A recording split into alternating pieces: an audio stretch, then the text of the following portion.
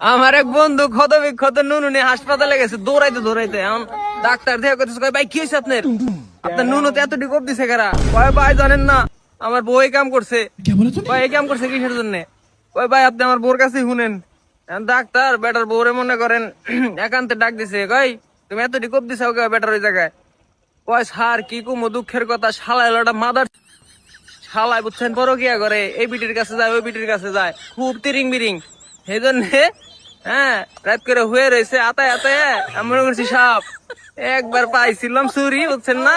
ছুরি কাঘাত করছি 13টা এখন দেখেন ভাই একটু সিলাই মিলাই করে ঠিকঠাক করে দেওয়া যায় নাকি ডাক্তার কয় না তো ঠিকঠাক তো আর করুন যাবো না পরে আর কি করবো পরে ওই বন্ধুর বউ কইতেছে কয় তাহলে থাকুম নেই থাক আলাদা ঠিক আছে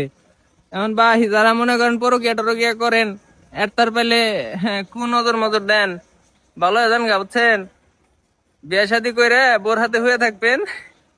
দেখবেন যে 13টা ছুরিকাঘাত করছে আর কোন বন্ধু আছে এরকম লুচ্চা টাইপ তার মেনশন দিন